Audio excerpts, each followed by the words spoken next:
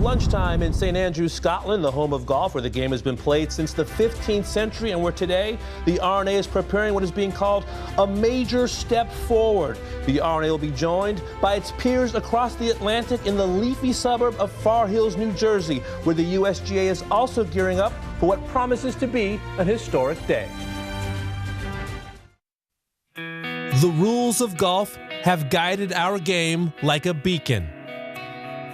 A constant reminder of the integrity, etiquette, and sportsmanship unique to golf.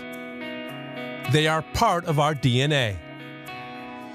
Today, the organizations responsible for administering the game around the world announced an initiative 5 years in the making to revise and modernize the rules while maintaining the game's principles and character. To make the game more easily understood for every level of player. To use a template that is consistent and fair no matter where you play. The time is now.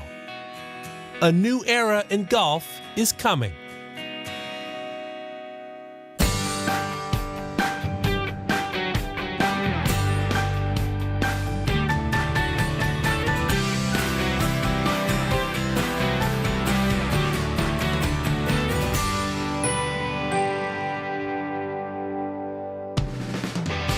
Good morning. Welcome into Morning Drive. It is Wednesday, March the 1st, the year 2017. We have come to know St. Andrews as hallowed ground in our game, where Bobby Jones, Jack Nicklaus, and Tiger Woods have won the Open. Today, a different kind of event, as the RNA and the USGA have collaborated on a bevy of proposed rules changes slated for 2019, altering the way the game is played at every level around the world. The rules of golf have undergone 4 previous major revisions, starting in 1899, which brought about the game's first consolidated rules code.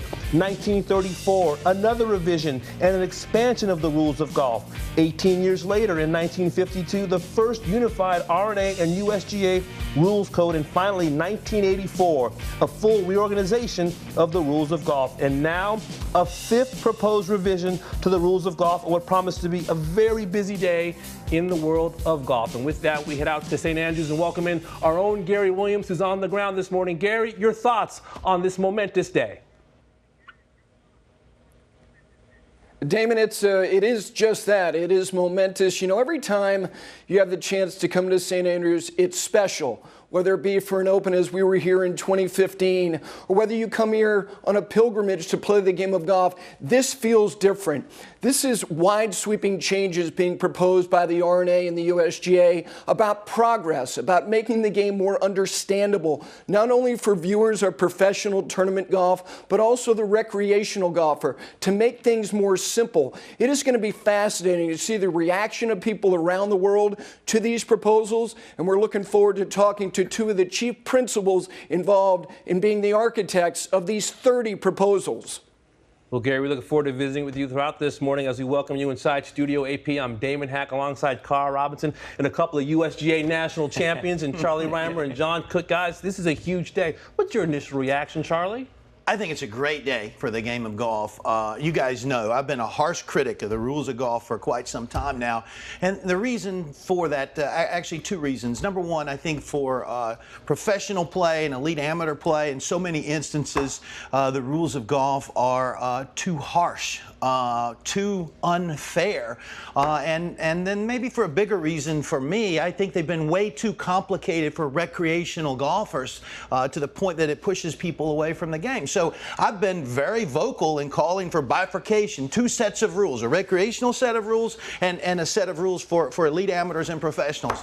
On this day, if these proposed changes go through even close to where they are, and we ultimately end up playing under these revised rules, I see no need to bifurcate. This whole idea that we can all play under the same rules of golf, whether you're a beginner, intermediate, or an advanced professional, I see this working. And it's a point in time, Damon, I never thought we would get to. I didn't think the USGA and the RNA could move that much.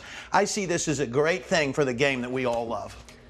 I like those thoughts, Charlie, a lot. I'm here as a current tournament player. Whether I play well or not, that's up to your own opinion. But and give my perspective. And reading through the modernization and just going through a lot of these, what we've been talking about, there's a lot of them that I like. A lot of them make perfect sense tournament-wise. There's some that I'm not quite sure of. There's some that I don't really like at all. And I think that that's going to have a real effect on tournament golf. And that's where I stand right now. There might be some that are out there that we might have to readdress that aren't even included in this. So, this is a process, and I like the way that the process is starting to go. And we're going to get right to what a lot of these proposed changes are shortly, but I think that's an important thing to remember, Cookie. This is a drafting process, and feedback is welcomed on anything and everything that you will hear about today. It's kind of a form of democracy in golf, and I love that. It's a chance for everyone to comment on really the rules that guide our game. I also think, Damon, it's forward thinking from the governing bodies, wanting to be more in line with the modern game. They're also wanting to simplify the situation, it seems, and therefore allowing us to welcome more people to a game that really is going to be easier to understand. I love that word, simplify, making the rules simpler, easier to understand, bringing in people that maybe are intimidated by the rules of golf. I think this is wonderful that the USGA and the RNA are willing to listen. I love that we have 6 months to talk about these proposed rules and see where the rules lead and where they go. We will show you that timeline as well. There's a lot to get through today, but first of all, let's say good morning as we send it over to Rich Lerner. Cara, good morning. Joined now by Matt Janella and Matt Adams. Matt, you've covered the game from the business side. You're former course operator. Matt, you've been in touch with resorts around the world and the recreational golfer through social media. So what's your reaction? Wow. I mean, in a word, this is an exciting day. I agree with everyone and everything that's being said here today. I think, the idea that the game that I play on a daily basis or on a buddy's trip with my best friends is going to be somehow validated through this evolution, or what I consider a revolution of the game by the governing bodies of golf, is a great thing. Forget what I think, it's what I see. The game is changing from short courses and top golf and alternative variations of the game. It's happening whether we like it or not. Fantastic, smart initiatives to grow the game. It's just so nice for me to know that the USGA and the RNA are coming along for the party. Matt, what do you think? In 1744, Rich, the group that came to be known as the Honorable Company of Edinburgh Golfers issued an edict, 13 rules to govern the game. And at that time, they had a rule that said you could not remove bones from your path.